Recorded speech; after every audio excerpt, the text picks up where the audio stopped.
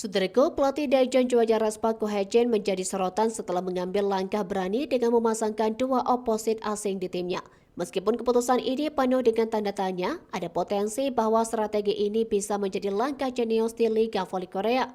Raspak menunjukkan janji setelah memulai dengan baik di KOFO Cup 2024. Tergabung dalam grup yang berisi dua tim kuat, Raspak berhasil mencuri kemenangan meski melalui pertandingan yang tidak mudah. Setelah mengalahkan Hwasong Ibika Altos, mereka kembali meraih kemenangan dramatis dalam 5 set melawan tim finalis langganan Asian Hong Kong Live Pink Spider. Salah satu kekuatan utama Raspak adalah serangan mereka.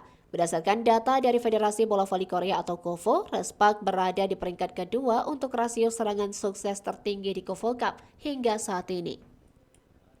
Tim ini berhasil mencetak 133 poin dari serangan dengan rasio sukses 40,30%, hanya kalah dari Gaskell Celtics yang mencatatkan 41,63%. Yang menarik perhatian dari Raspak adalah komposisi serangan mereka yang melibatkan dua oposit asing Megawati Hangyasri dan Vanca Bukilik. Kombinasi Megawati dan Bukilik dianggap tidak biasa karena biasanya pemain asing diharapkan menempati posisi berbeda, apalagi keduanya merupakan pencetak poin terbanyak bagi klub masing-masing musim lalu. Megawati menjadi pencetak poin terbanyak untuk Raspak, sementara Bukilik adalah top skor di Kimcheon Korea Expressway High Pass. Setelah mempertahankan Megawati lebih dulu, banyak yang memprediksi bahwa Ko Hae-jin akan merekrut outside hitter asing untuk menggantikan Giovanna Milana. Namun Ko Hae-jin sudah memiliki rencana lain. Di KOFO Cup 2024, Megawati tetap berperan sebagai oposit, sementara Bukilik ditempatkan di posisi outside hitter. Namun Ko Hae-jin tidak membagi peran berdasarkan kemampuan receive seperti yang biasanya diharapkan dari seorang outside hitter. Media Korea Sports Seoul menyebut keputusan Raspak untuk merekrut Bukilik sebagai langkah dewa dengan kemampuan serangannya yang mengkompensasi kekhawatiran dalam aspek penerimaan bola.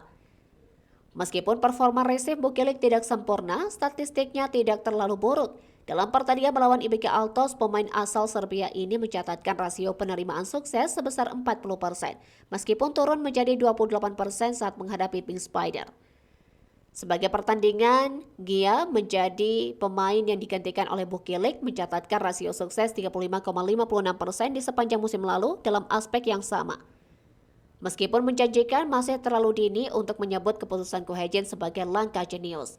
Selain turnamen KOFO Cup 2024 yang belum selesai, kompetisi ini lebih dianggap sebagai ajang pemanasan menuju Liga Voli Korea yang akan dimulai akhir bulan ini. Ko Hae-jin berharap Raspak mampu melampaui capaian musim lalu di mana mereka berhasil mencapai babak playoff dengan merebut gelar juara di musim yang akan datang.